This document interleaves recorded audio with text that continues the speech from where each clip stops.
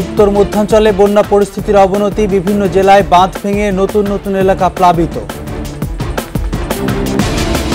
হিলি স্থলবন্দরে আমদানি রপ্তানি তলানিতে ২৫০'র জায়গায় ট্রাক ঢুকছে ৩০টি। ডলার সংকটকে দুষছেন ব্যবসায়ীরা। আশ্বাসের বেড়াজালে ফেনীর মহুরী ও কহুয়া নদীর টেকসই বেড়িবাঁধ নির্মাণ, প্রতি বছরই বন্যায় নিঃস্ব হচ্ছে মানুষ।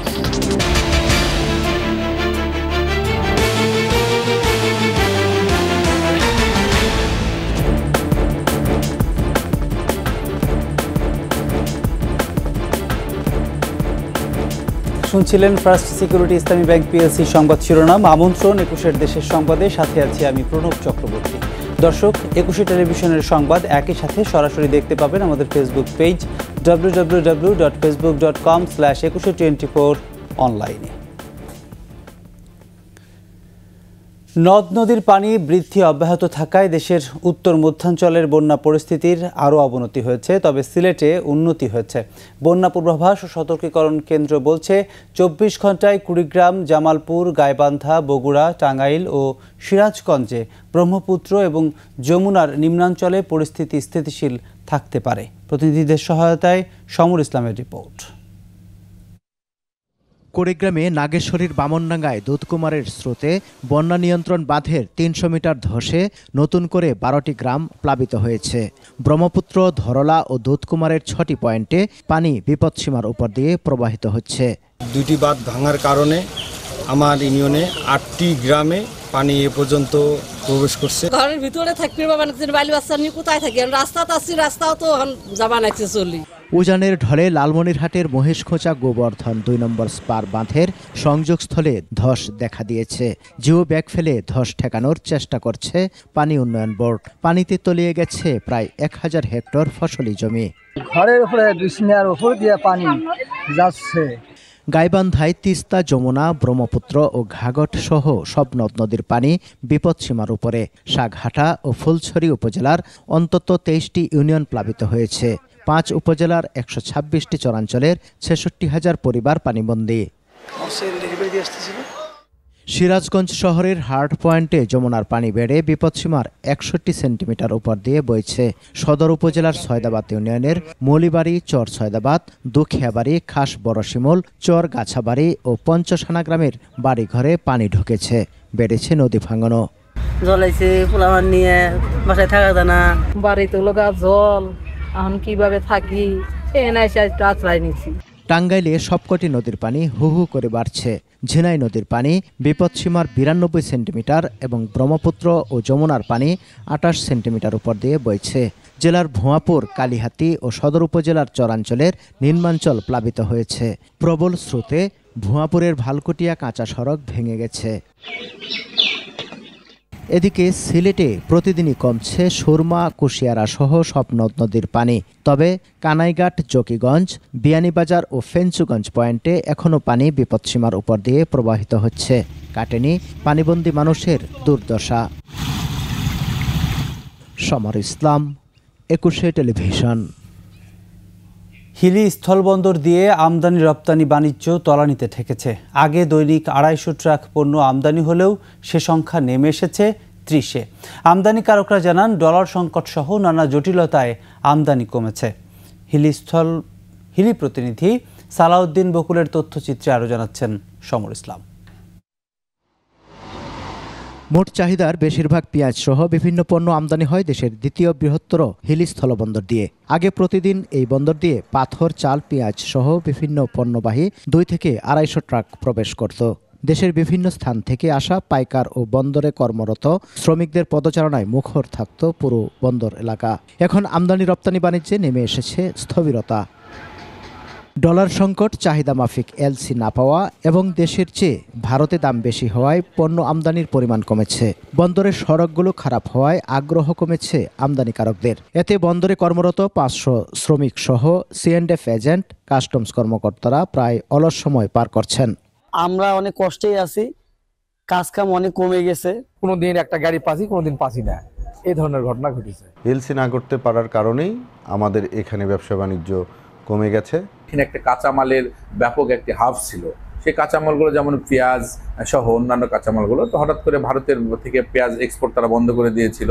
আমদানি কমায় বন্দরের ব্যয়ভার চালানো কঠিন হয়ে পড়েছে বলে জানান কর্মকর্তারা। 500 লেবার আছে, এর ভিতরে এখন 300 বোধহয় যাওয়া আসা করে, তারা মানবিক জীবনযাপন করতেছে। এবং পানামা হিল বন্দরের যে দৈনন্দিন যে অবকাঠামো ব্যয়, পানামা হিল বন্দরের যে ব্যাংক ঋণ, ইট কল ঋণ, এইগুলো পরিশোধ করে পানামা হিল যে কর্মকর্তা কর্মচারীদের বেতন দেবে, সে বেতন তার সক্ষমতা পানামা হিল বন্দরের ব্যবস্থাপনা পরিচালকের হাতে এখন আর নেই। 2022-23 অর্থ বছরে 12,97,000 টন পণ্য আমদানি হলেও 2023-24 অর্থ বছরের 11 মাসে হিলি বন্দর দিয়ে আমদানি হয়েছে মাত্র 6,25,000 টন পণ্য। সমর ইসলাম, 21 টেলিভিশন। আশ্বাসের বেড়াজালে আটকে আছে ফেনীর মুহুরী ও কুহুয়া নদীর টেকসই বেড়িবাঁধ নির্মাণ। প্রায় প্রতি বছরই বাঁধ ভেঙে সৃষ্ট বন্যায় নিঃস্ব হচ্ছে ফুলগাজী ও পরশুরাম উপজেলার সাধারণ মানুষ। তবে বাঁধ নির্মাণের ঘোষণা দিয়েছেন পানি সম্পদ প্রতিমন্ত্রী। শিগগিরই প্রতিশ্রুতির বাস্তবায়ন দেখতে চান এলাকাবাসী। ফেনী প্রতিনিধি নজরুল ইসলাম লঞ্জুর তথ্যচিত্রে আরও জানাচ্ছেন সমর ইসলাম। 2004 সালে 137 কোটি টাকা ব্যয়ে ফেনীর উত্তরে মুহুরী, কহুয়া ও সিলুনিয়া নদীর দুপাশে বাঁধ নির্মাণ কাজ শুরু হয়। 122 কিলোমিটার মাটির এই বাঁধের কাজ শেষ হয় 2011 সালে। কিন্তু প্রায় প্রতি বর্ষায় উজান থেকে আসা পাহাড়ি ঢলে ধারণ ক্ষমতার চেয়ে অনেক বেশি পানি আসায় বাঁধের বিভিন্ন স্থানে ভেঙে সৃষ্টি হয় বন্যা। পানিতে ভেসে যায় রাস্তাঘাট, বাড়িঘর, ফসলি জমি ও মাছের ঘের। ভুক্তভোগীদের অভিযোগ, বাঁধ ভেঙে গেলে মেরামতের নামে বড় অঙ্কের বরাদ্দ পায় পানি উন্নয়ন বোর্ড। কিন্তু ঠিকাদার আর অসাধু কর্মকর্তাদের যোগসাজশে নিম্নমানের কাজ হওয়ায় ভাঙন বন্ধ হয় না।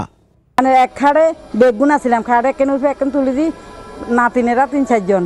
বাংলা ভাঙ্গি আমাদের ঘর বাড়ি সব নিয়ে গেছে, ধান চাল দেখছি ভান্ডিল আমরা কিছু ধরে দেখতে পারিনি। খানার পানি, আসবাবপত্র, আমাদের ঘরের জিনিসপত্র সবকিছু নিয়ে গেছে। 3-4-5 দিন পানির তলে ছিল, এটাও নষ্ট হয়ে গেছে। এখন আর ক্ষেত কিভাবে করা যাবে বলতে পারতেছি না। জেলা কৃষি বিভাগের তথ্য মতে মুহুরী নদীর তীররক্ষা বাঁধ ভেঙে গত 14 বছরে ফসলি জমির ব্যাপক ক্ষতি হয়েছে। আউশ এবং আমন ফসলে আধুনিক প্রযুক্তিগুলো বাস্তবায়ন করার অনেক সমস্যা হয়, সময়মতো রোপণ আবাদ করা যায় না। টেকসই বাঁধ নির্মাণ, ভূমি অধিগ্রহণ, নদী খনন এবং বাঁকাস্থান সোজা করা সহ 731 কোটি টাকার প্রকল্প তৈরির কথা জানিয়েছে পানি উন্নয়ন বোর্ড। আগামী বর্ষার আগেই কাজ শুরুর আশ্বাস পানি সম্পদ প্রতিমন্ত্রীর। IWM, রিভার রিসার্চ ইনস্টিটিউট আর CGIS, তো এই 3 সংস্থা মিলে এখানকার ফিজিবিলিটি স্টাডিটা করছে। তো আশা করা যাচ্ছে যে ওরা জুনের ভিতরে তারা ফাইনাল রিপোর্টটা সাবমিট করবে। আমরা চিফ ইঞ্জিনিয়ারকে বলেছি যে ডিপিপি প্রণয়ন করতে আগামী 2 মাসের ভিতরে আমরা এটা একটিকে উঠানোর চেষ্টা করব। সহায় সম্পদ রক্ষা ও জনদুর্ভোগ বিবেচনায় দ্রুত প্রকল্প বাস্তবায়নের অপেক্ষায় ফেনীবাসী। সমর ইসলাম, 21 টেলিভিশন। নিচ্ছি বিরতি, যখন ফিরছি তখন থাকছে। স্কুল ম্যানেজিং কমিটির নির্বাচন নিয়ে দ্বন্দ্বের জেরে ইউপি চেয়ারম্যান খুন, নরসিংদীতে সবজি বিক্রেতাকে হত্যা।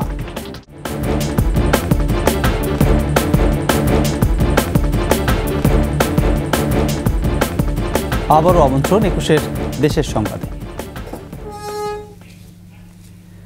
বাংলাদেশে স্বাস্থ্য খাত অনেক এগিয়ে গেছে বলে মন্তব্য করেছেন শিল্পমন্ত্রী নুরুল মজিদ মাহমুদ হুমায়ুন। দুপুরে নরসিংদীতে সমাজসেবা অধিদপ্তরের এক অনুষ্ঠানে তিনি এ মন্তব্য করেন।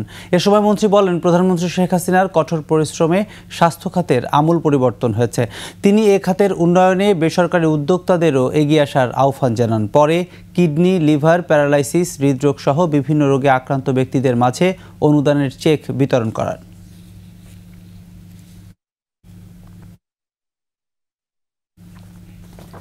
স্কুল ম্যানেজিং কমিটি নিয়ে দ্বন্দ্বে ইউনিয়ন পরিষদ চেয়ারম্যানকে গুলি করে হত্যা করল দুর্বৃত্তরা। আর নরসিংদীতে কিশোর গ্যাংয়ের হাতে খুন হয়েছে সবজি বিক্রেতা। মুন্সিগঞ্জে বিদ্যালয় ম্যানেজিং কমিটির নির্বাচন নিয়ে দ্বন্দ্বের জেরে পাঁচগাঁও ইউনিয়ন পরিষদের চেয়ারম্যান সুমন হাওলাদারকে গুলি করে হত্যা করে প্রতিপক্ষের লোকজন। প্রত্যক্ষদর্শীরা জানান, পাঁচগাঁও ওয়াহেদ আলী উচ্চ বিদ্যালয়ের ব্যবস্থাপনা কমিটির নির্বাচন চলছিল। এতে সুমন হাওলাদার বিজয়ী প্রার্থীর পক্ষে অবস্থান নিলে প্রতিপক্ষের লোকজন তাকে তাকে গুলি করে। পরে তাকে ঢাকা মেডিকেল কলেজ হাসপাতালে নেওয়া হলে চিকিৎসাধীন অবস্থায় তার মৃত্যু হয়। এদিকে নরসিংদীর শিবপুরের সদর রোড এলাকায় সবজি বিক্রেতা মারুফকে কুপিয়ে হত্যা করে কিশোর গ্যাং শওকত গ্রুপের সদস্যরা। প্রত্যক্ষদর্শীরা জানান, মারুফ বাড়ি থেকে বের হলে তাকে সৈকত ওরফে শওকত গ্রুপের সদস্যরা তুলে নিয়ে যায়। পরে মারুফের বোন বৃষ্টি আক্তার তাকে বাঁচাতে গেলে তার সামনেই কুপিয়ে জখম করে। তাকে উদ্ধার করে হাসপাতালে নেওয়া হলে চিকিৎসক মৃত ঘোষণা করেন। অবৈধভাবে নিয়োগে দুর্নীতির মামলায় বাগেরহাট পৌরসভার 15 কর্মচারীর জামিন নামঞ্জুর করে কারাগারে পাঠিয়েছেন আদালত। দুপুরে বাগেরহাট জেলা ও দায়রা জজ আদালতের বিচারক আশরাফুল ইসলাম এ নির্দেশ দেন। রাষ্ট্রপক্ষের আইনজীবী মিলন কুমার ব্যানার্জি জানান, মামলায় অপর 2 আসামি আদালতে অনুপস্থিত ছিলেন এবং পৌর মেয়র খান হাবিবুর রহমান জামিনে রয়েছেন। মামলা সূত্রে জানা যায়, 2020 সালের 7 অক্টোবর দুদকের খুলনা কার্যালয়ে বাগেরহাট পৌরসভার মেয়র খান হাবিবুর রহমানের দুর্নীতির তদন্ত শুরু করে। 2021 সালের 25 নভেম্বর 17 জনকে অবৈধভাবে নিয়োগ দিয়ে 1,26,88,800 টাকা আদায়ের সত্যতা পায় দুদক।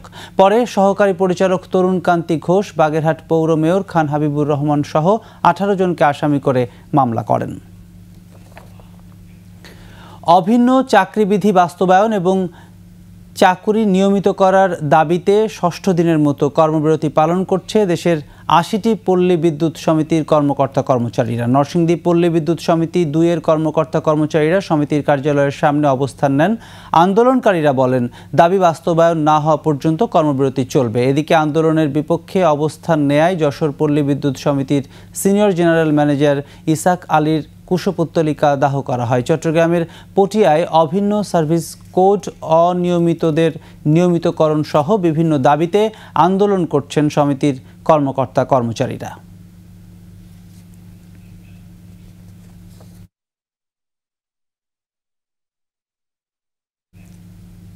দিনাজপুরের হিলিতে ভারত থেকে কাঁচামরিচ আমদানি বাড়ায় একদিনের ব্যবধানে পণ্যটির দাম কমেছে কেজিতে 10 থেকে 15 টাকা। একদিন আগেও 160 থেকে 170 টাকা কেজিতে বিক্রি হলেও এখন তা কমে বিক্রি হচ্ছে 150 থেকে 155 টাকায়। দাম কমায় খুশি পাইকাররা। দেশের বিভিন্ন অঞ্চলে তীব্র গরমে কাঁচামরিচের উৎপাদন ব্যাহত হওয়ায় দাম ঊর্ধ্বমুখী ছিল। দাম নিয়ন্ত্রণে ভারত থেকে কাঁচামরিচ আমদানির অনুমতি দেয় সরকার। বন্দর দিয়ে গত 23 মে থেকে 6 জুলাই পর্যন্ত 206টি ট্রাকে 1958 মেট্রিক টন কাঁচামরিচ আমদানি হয়েছে।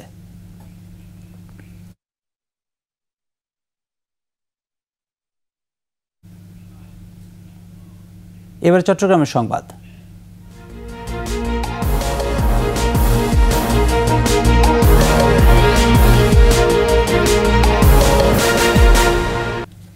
চট্টগ্রাম মহানগরী এলাকায় স্মার্ট আলোকায়নে ভারতের সাথে 261 কোটি টাকার চুক্তি করেছে চট্টগ্রাম সিটি কর্পোরেশন। নগরীর একটি হোটেলে জমকালো অনুষ্ঠানে চুক্তি স্বাক্ষর করে চট্টগ্রাম সিটি কর্পোরেশন ও ভারতের প্রতিনিধিরা। সিটি কর্পোরেশনের পক্ষে প্রধান নির্বাহী শেখ মোহাম্মদ তৌহিদুল ইসলাম এবং ভারতের সাপারজি পালনজি অ্যান্ড কোম্পানি লিমিটেডের পক্ষে জেনারেল ম্যানেজার নিরাজ কুমার। প্রকল্পটির 82% অর্থের যোগান দেবে ভারত। প্রকল্পটি বাস্তবায়িত হলে বিদ্যুৎ বিল অর্ধেকে নেমে আসবে। এছাড়াও 4টি কেন্দ্রীয় সার্ভার স্টেশনের মাধ্যমে বাতি নিয়ন্ত্রণ করা হবে। নগরীর 41টি ওয়ার্ডের প্রতিটিতে 5 ফুটের বেশি প্রশস্ততার 10 কিলোমিটার সড়ক এলইডি বাতির আওতায় আসবে বলে জানায় সিটি কর্পোরেশন। চুক্তিসই অনুষ্ঠানে উপস্থিত ছিলেন বাংলাদেশে নিযুক্ত ভারতীয় হাই কমিশনার প্রণয় ভার্মা সহ অনেকেই।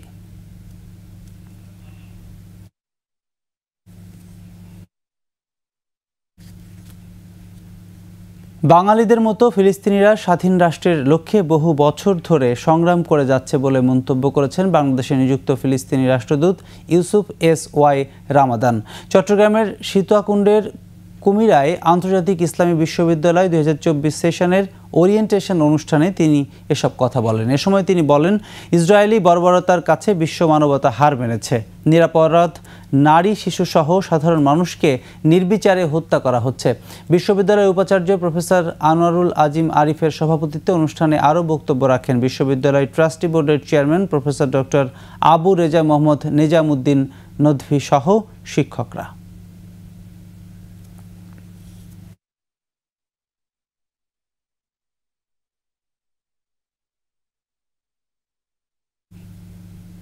এরই সাথে শেষ করছি ২১ দেশের সংবাদ। যাবার আগে ফার্স্ট সিকিউরিটি ইসলামী ব্যাংক পিএলসি সংবাদ শিরোনামগুলো আরও একবার। উত্তর মধ্যাঞ্চলে বন্যা পরিস্থিতির অবনতি, বিভিন্ন জেলায় বাঁধ ভেঙে নতুন নতুন এলাকা প্লাবিত। হিলি স্থলবন্দরে আমদানি রপ্তানি তলানিতে ২৫০ জায়গায় ট্রাক ঢুকছে ৩০টি, ডলার সংকটকে দুষছেন ব্যবসায়ীরা।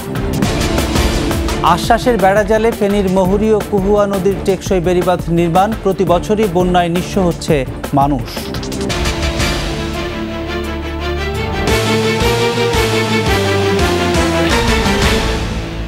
দর্শক, সর্বশেষ সংবাদ জানতে ডায়াল করুন 2021 নম্বরের, ভিজিট করুন 21-tv.com এই ওয়েবসাইটে। এছাড়া ফেসবুকে ভিজিট করতে পারেন www.facebook.com/2124 অনলাইনে।